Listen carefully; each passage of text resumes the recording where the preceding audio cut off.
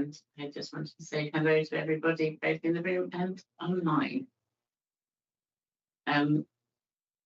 I have no further announcement as chair, and so we can go straight on to apologies for absence. We have apologies from councillors Neil Fawcett and also Lucy Edwards.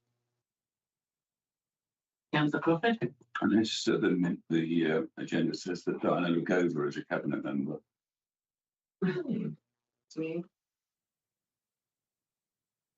It's on the member in the past. Thank you very much for noticing that. I think that's also what confused me this morning. So thank you for pointing out that in the agenda. Now, if we're on to the minutes, I think we've been. Sorry, I should have said it also excludes on. Yeah. It's all right. I can go over you.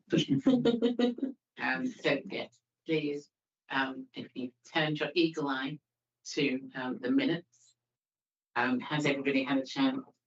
My eagle eye has spotted item 33 on the proposed adoption of nature recovery on council-owned land policy.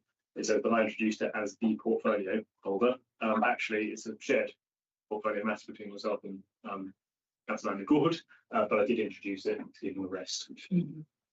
Okay. Do we have any further comments on the minutes? With that noted, we're happy to agree the minutes of the last meeting. Agreed. Thank you. So we can go on to declarations of interest. I don't believe anybody has any interest declared, but please, if there is anything, no. So on to urgent business. I'm not sure if there is any urgent business. We didn't do the emergency exits, but I'm sure you're all familiar with the new council. Yeah. Public participation. I don't believe there nobody's registered. No registered. Thank you. So we can go straight on to Councillor Fulsham, who is here to introduce the South and Vale Local Development Scheme. Number 7. Thank you. Thanks, Chair. Thank you. This paper is associated with the Joint Local Plan, although it's an update to the timetable rather than about the content of the JLP. The Local Development Scheme, LDS for short, is the Council's statutory timetable for preparing and adopting our planning policy documents. Members will recall that the Joint Local Plan 2041 is currently under examination, and through that process, the planning inspector has been clear, both in hearings and in subsequent correspondence, that the councils should update the LDS to reflect the revised examination programme. As you'll appreciate, once a plan is submitted, the examination timetable is largely in the hands of inspectors. Since submission, the programme has evolved with additional hearing sessions and a longer overall timescale than was originally anticipated. As a result, the current LDS published on our website no longer reflects the latest position within the August 2024 version of the LDS, which put adoption of the JLP back in December 2025.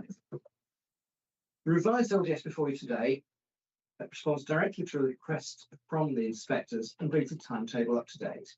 In particular, it reflects a shift in the anticipated adoption date from December 2025 to May 2027, based on how the examination has progressed.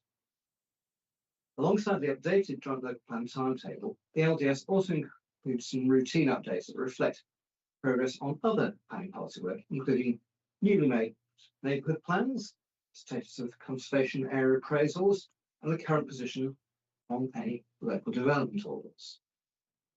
The report also proposes a practical delegation to allow minor updates to be made as the examination continues, so we can keep statutory timetable accurate and publicly available.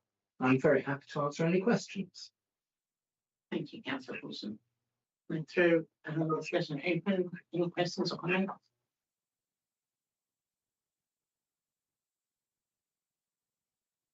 Nothing.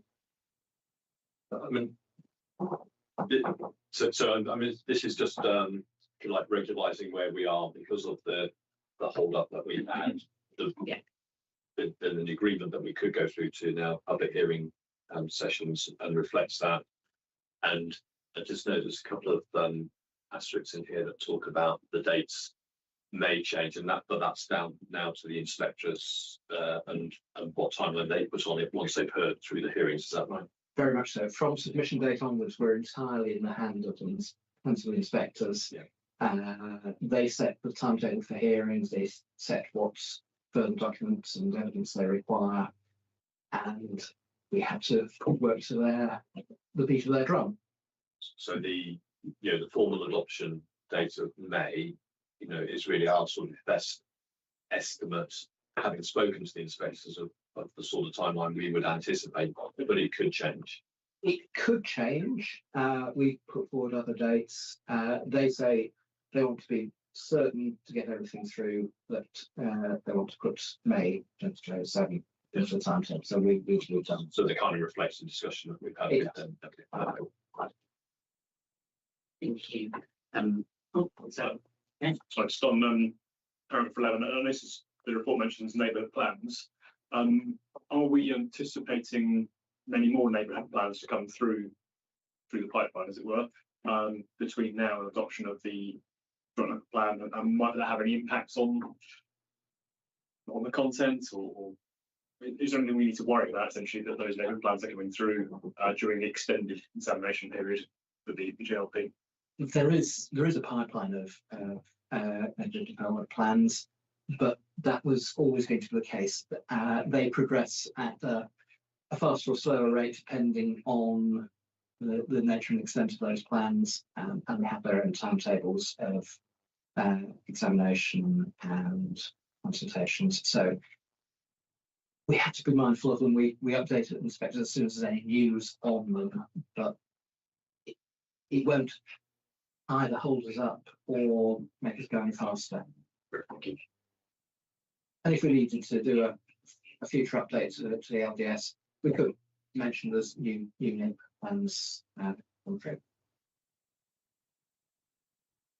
So if I understand that correctly, then we wouldn't necessarily change the LDS because a new neighbourhood plan has been adopted. But if we were updating the LDS, then we would include it. We probably would include that neighbourhood plan, the ones that have recently been accepted. Very, very much so. It is good practice to actually have the latest state of play in the LDS. Yeah, but it's not the trigger for the amendments to the LDS. don't know whether to raise the subject of parish council that I'm aware of, but they're holding off on revising their neighbourhood plan until the first JLP has been adopted, but I'm not sure if they are aware of the second JLP, but I will make them aware because they keep on holding off until the local plan has been finalised, and I think that they're on a fighting to nowhere because they're just going to have to keep on postponing. I certainly wouldn't counsel any group involved in production of a local development plan to hold off. They should get going because there are huge benefits to doing a neighbourhood plan, and with their support all the way through the process. So don't hesitate. I think they're fearful that Get them to be in touch with the team. Yeah, they'll still through the process. thank you. And speaking of the team, I wanted to make to note that obviously the events of last year were upsetting, and as much as so much work had gone into it, we had to have that pause. They have managed this interim period so well, and it's just such great news that sort of we are back on track. We are delayed, but we're back on track. So very, very grateful to all the team. Thank you. And absolutely, I'd echo those and add my own thanks. The team are superb. I've been very fortunate to have them working on this. They've gone above and beyond the core duty. They really are the best team we could have got for leading this through. And it's not just the internal team, there is a wider team of consultants, our KC, and the whole package that is bringing through the joint local plan are second to none. I think it should be rightfully proud. And the teams that are associated as well, Of like course. comms and various others. It takes a village to raise a child. It takes a whole council team to bring through a local plan. Thank you very much. So, I will go back to the recommendations. If everybody's happy. So the recommendations laid out, it's on page 12, is that the recommend council approve the revised local development scheme in June 2026 and delegate the making of minor updates to Joint Local Plan 1/2041 examination programme to ensure an up-to-date timetable is publicly available to the Director of Legal and Democratic in consultation with the Director of Policy and Programmes, the Cabinet Member for Planning Policy, and the Leader of the Council. So are we happy to accept those? Do we need a proposer? I just noticed something in the recommendation. It says the Cabinet Member for Planning Policy (brackets including garden communities), which is the case on South, but isn't the case on Vale. Yeah, so, yeah. We just scrap land. Thank you, yeah. Yeah. I did know that, thank you for highlighting that. I did skip over that, but yes, good. Okay. So with that noted, are we happy to come with a proposer? Yes, please. I'll propose. Second that. Absolutely. Sorry, so is this recommendation amended just to exclude, to Yeah. delete, including garden Delete that communities? bracket, yeah. Everybody happy with that? Yeah, agreed? Agreed. Agreed. So going on to the final item, second and final. Councillor Colston again. And you are introducing I am indeed. the joint local plan. Thank you, Chair.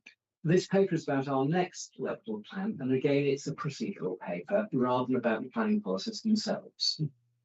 The headlines are that we're now required by the government to work on two local plans at once, JLP1 and a new local plan, which the report proposes we again do jointly with South. This is called twin tracking. New government regulations require us to start preparing this next local plan, which we're going to call JLP2 for the avoidance of confusion, by the end of this month. And we are starting JLP2, and it's not instead of finishing JLP1. This is as well as. The regulations require that our councils, and actually 37 others who have prepared their last plan under the previous arrangements, the old National Planning Policy Framework and lower housing numbers, start preparing our next local plan. The government wants the new system local plans to be prepared, consulted upon, and examined and adopted in 30 months. This paper sets out the arrangements for starting JLP2. And by law, by the 30th of June 2026, we need to issue a notice of commencement and publish our timetable of the plan. Prior to this, council decisions are required to progress our new local plan jointly with South. This is the content of today's paper. By 31st of October 2026, we need to undertake a self-assessment of our readiness to prepare the plan, which is referred to as Gateway 1. Local government reorganisation will mean that our councils will not be in place to adopt JLP2, but we've been told that we must start this process. The new unitary authority will be able to adopt JLP2. The recommendations in this report ask Cabinet to recommend to Council that members approve undertaking the local plan as a joint plan again, and agree to governance arrangements involving separate council decisions at key stages, not a joint committee, and to approve the commencement of JLP2. Then, subject to Council accepting these recommendations, there are extra Cabinet recommendations. These are approval of the commencement notice and the timetable of the JLP2, approval of the various delegations so that the plan can progress to 30 months timetable set out in the new legislation. And of course, I'm very happy to answer any questions. I'm sure there are questions, definitely, but does anybody have any questions? Thank you. You mentioned like government reorganisation, and it strikes me that there's something really rather daft about timing of this, in that we won't know by the 30th of June which councils we will be merging with as part of government reorganisation. Is that my understanding at play, or is government doing something rather daft here by forcing us to launch into this joint local plan before we know the geography of the new areas? Yes, Councillor Blake, the timing is very unfortunate. We must publish a notice of intention to commence the new local plan preparation by 30th of June 2026, which is 4 months before the 30-month process starts. So it's 34 months in total. And the start is to be no later than 30th of October 2026. That's set out in law. So we won't have a decision from government on the local government reorganisation geography until after the notice comes out. And we're expecting arrangements announced in July 2026. So we don't know the new geography, but we've got to start nevertheless. Once we know the decision about LGR, things will be a bit clearer. It will be the new unitary authority that will finish and adopt a new plan after vesting day, which is, as we know, April 2028. MHCLG have pointed us to the example of Purbeck, where they were working on a new local plan.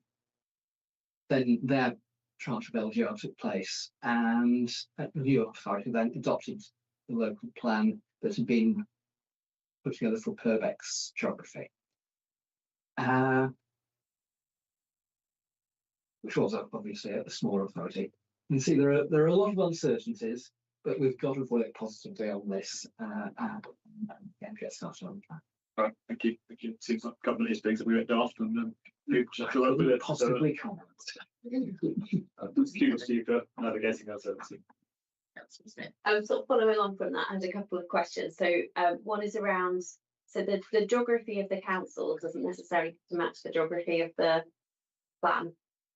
So we could, so just for my clarification, so we could end up with, for example, a South Oxfordshire and Vale White Horse joint local plan that covers that geography, but then it would have to be adhered to by different councils depending on how the boundaries ended up, or would a new council boundary mean that the geography and the boundary of the local plan would need to change?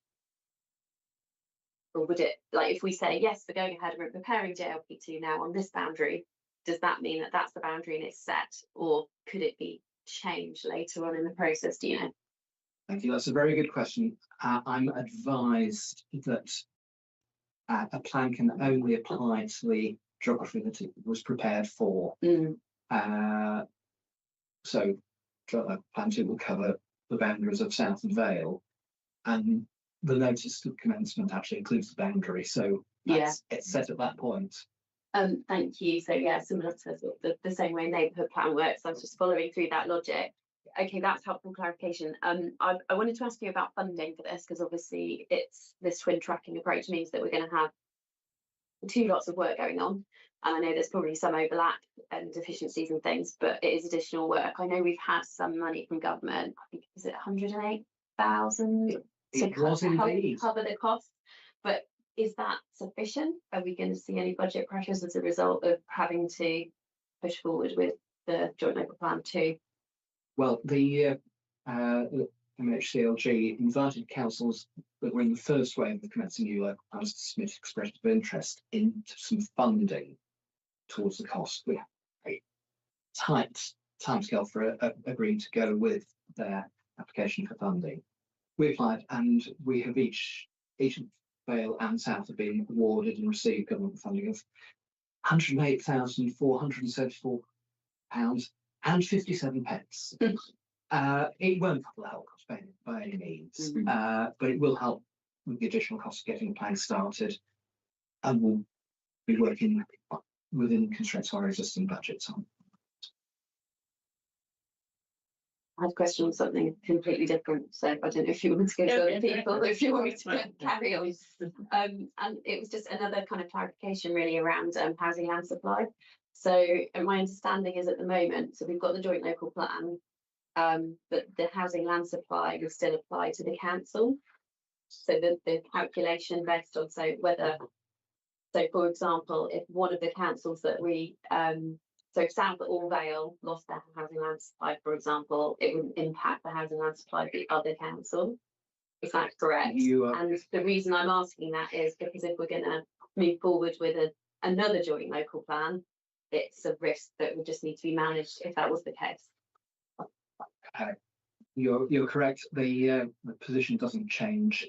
We have separate housing land supplies for South and for Vale, and that's not going to change with the new joint plan. Okay, thank you very much.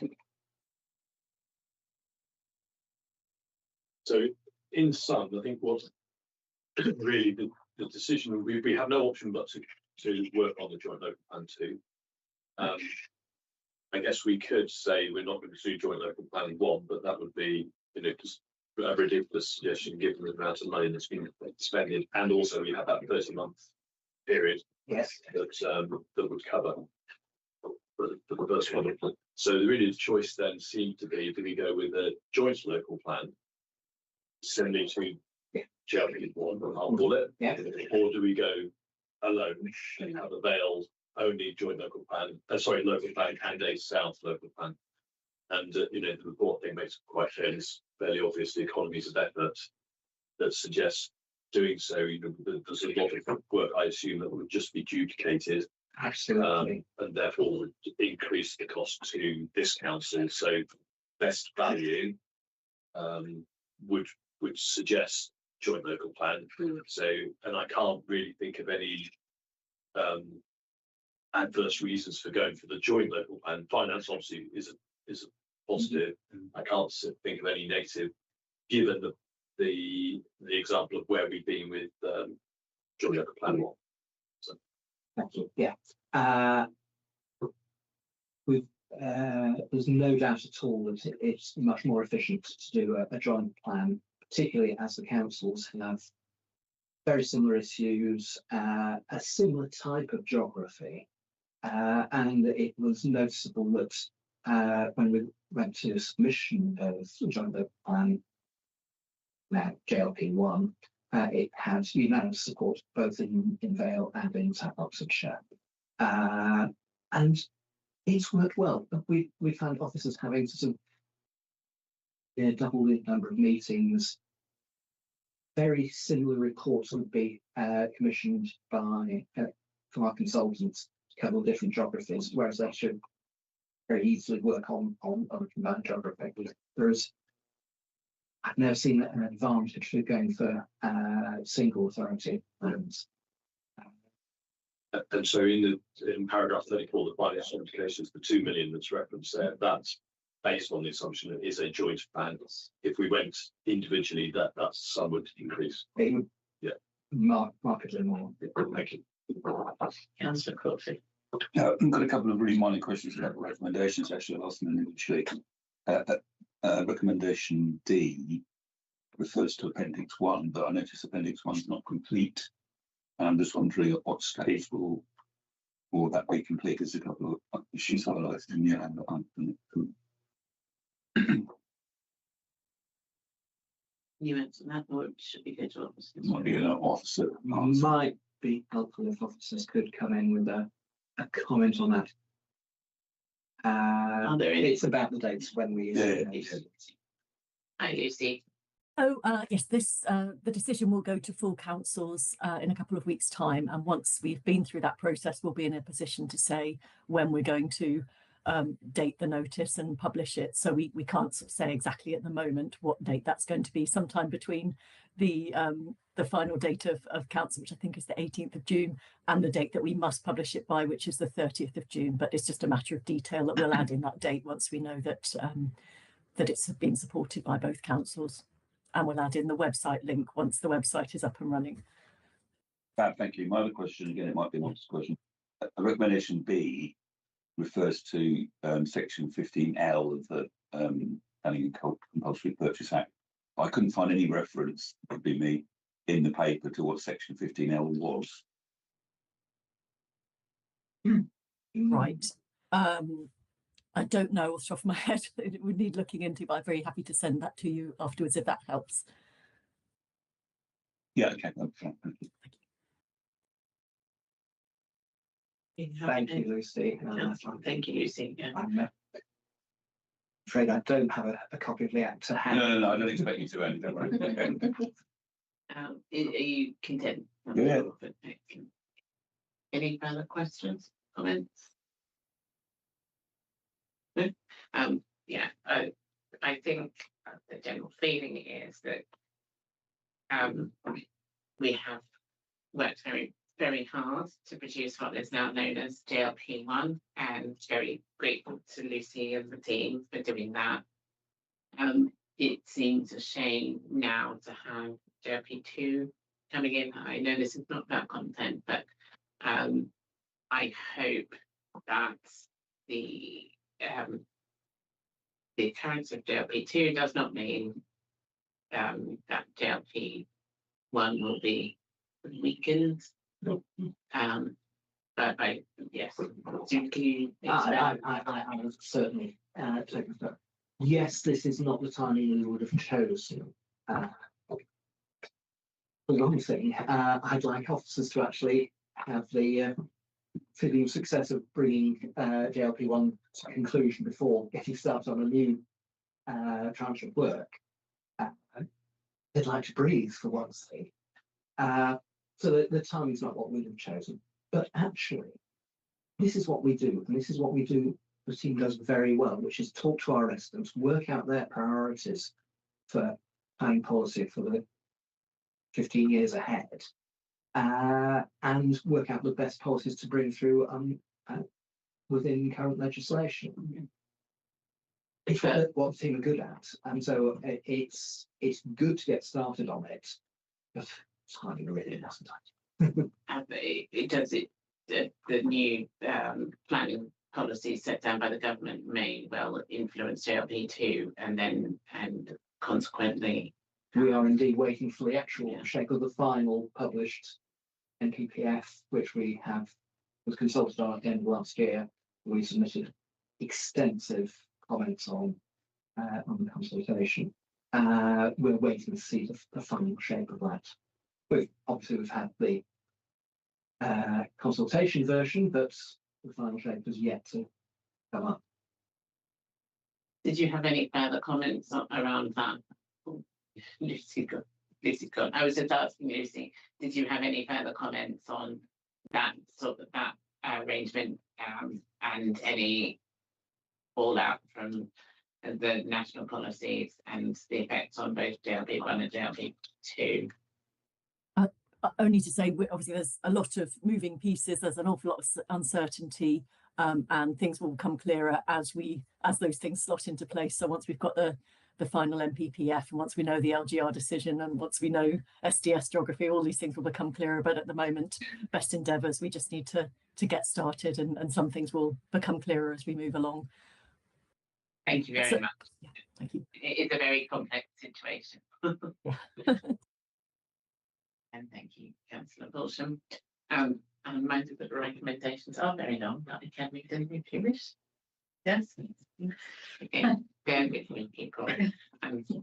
Councillor Pickles, make sure you're listening for any. So the recommendations set out, I believe, on page 43. It's Cabinet to recommend to Council, to recommend Council to agree, subject to the agreement of South Oxford District Council, preparation of the next joint local plan for South Oxford and Vale of Whitehorse districts. B, agree the principle of governance to prepare this new joint local plan under section 15L of the Planning and Compulsory Purchase Act 2004, and to delegate the detailed arrangements to the Director of Legal and Democratic in consultation with the Director of Policy and Programmes and the Cabinet members of Policy and Programmes, Legal and Democratic. D, approve formal commencement of the South Oxfordshire and Vale of Whitehorse Joint Local Plan 2045 in accordance with the Town and Country Planning, Local Planning England Regulations 2026. Subject to Council deciding to accept recommendations A, B, and C, Cabinet to D, approve the giving of a notice of intention to commence local plan preparation, see Appendix 1, its publication on the Council's website and making it available for inspection, approve the local plan timetable as set out in Table 1 of the report, its publication on the Council's website and making it available for inspection, and delegate authority to the Director of Policy and Programmes in consultation with the Cabinet Member for Policy and Programmes to 1, update and publish the local plan timetable monthly or as required to ensure an up-to-date timetable is publicly available. 2, authorise commencement of a scoping consultation. 3, undertake a self-assessment of readiness for local plan preparation at Gateway 1 and publish a summary document. 4, approve, submit and publish documents to meet Gateway 2, Regulation 26 and Gateway 3, Regulation 31 requirement. 5, agree the content of and commencement of consultation on proposed local plan content and evidence, Regulation 23, and consultation on the proposed local plan, Regulation 27. And G, if A above is not supported, to agree the preparation and production of a Vale of Whitehorse local plan and to approve D to F above in respect of such. So those are the recommendations that set out page 43. I'm asking for a proposal. Thank you, Councillor Porter. Seconder. Councillor Porter. And can we all agree? Thank you. Thank you very much.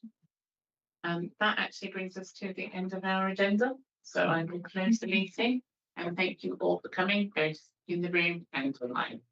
And have a good weekend when it comes.